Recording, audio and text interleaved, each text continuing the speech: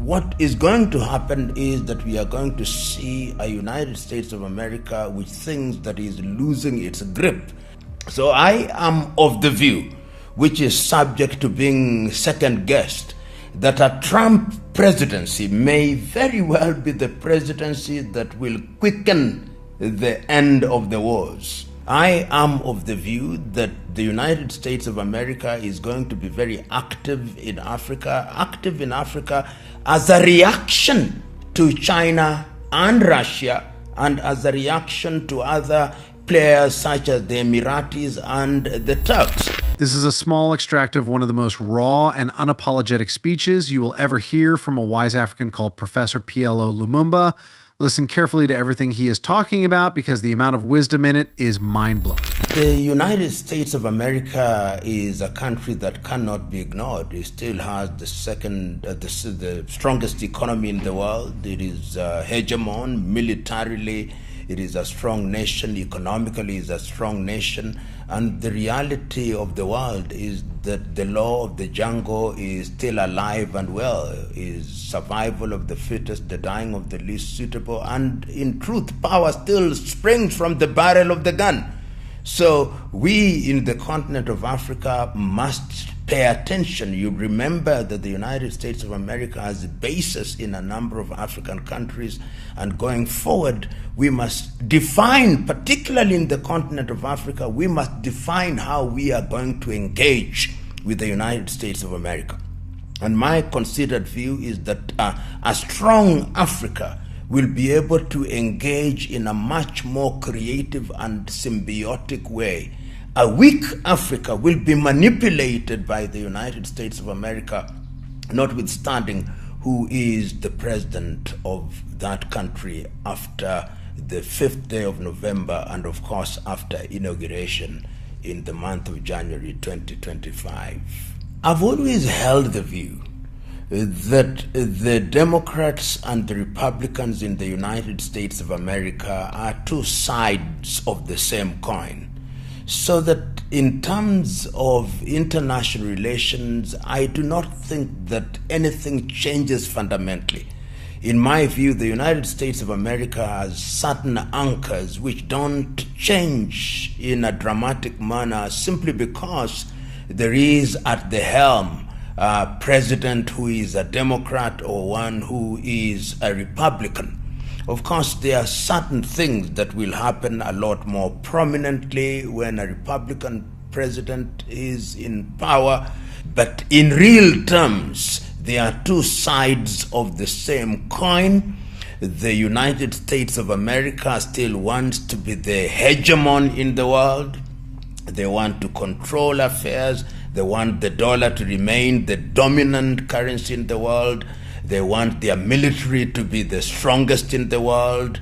They want to dictate what happens not only in the continent of Africa but in Asia. They want to be dominant in business. They want to be dominant in science.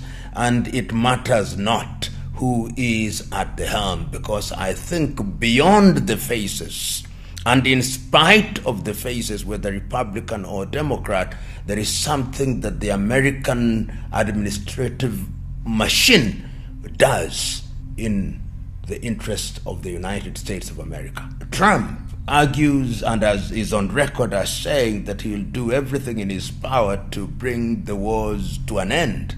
And of course, even Kamala Harris says the same thing. But I think things have shifted on the ground so very dramatically that it may not be as easy as one imagines. And Trump, of course, was a former president, and the argument was in the United States that he had rapport with President Putin of Russia, and that could very well help in resolving the conflict in Europe between Russia and Ukraine. And you remember at one time, when Trump was the president, he also had very tough words against NATO, asking them to pick up the bills. So I am of the view, which is subject to being second-guessed, that a Trump presidency may very well be the presidency that will quicken the end of the wars. That is my own view, but easier said than done. one must be cautious in making such statements. The United States foreign policy, when one talks about Kenya or Africa, remains fundamentally constant. But there are those who observe, and I'm one of them, that during Republican presidencies, the United States of America does appear to support many more programs than during the Democratic presidencies, which is full of rhetoric and short on action.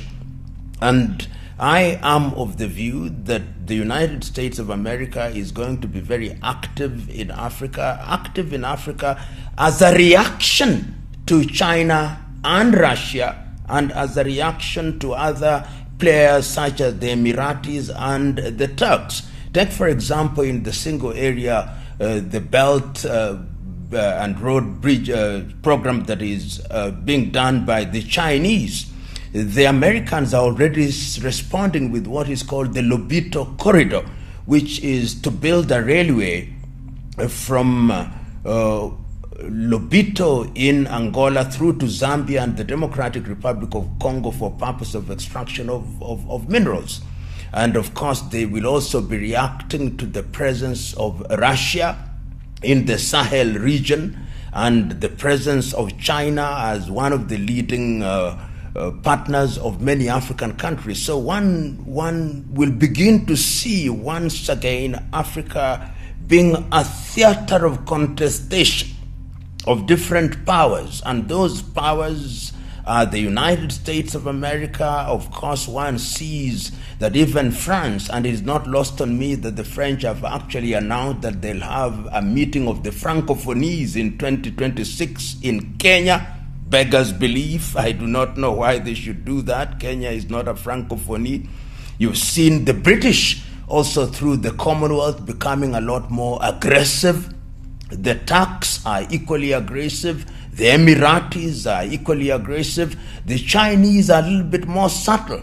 They don't make as much noise as others do, but you see them in different areas. So what is going to happen is that we are going to see a United States of America which thinks that is losing its grip, and therefore whoever wins, it is going to be a time for activity in the continent of Africa.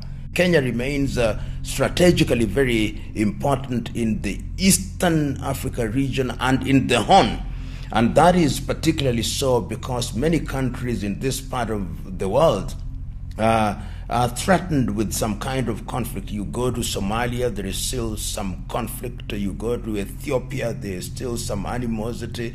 Sudan, of course, we know what is happening there. South Sudan is also going through its own difficulties. So Kenya has major strategic value. And I believe that whoever is in government will want to engage Kenya as an anchor country in that regard for geopolitical and geostrategic reasons. If you enjoyed this video, hit that like button and subscribe for more videos like this.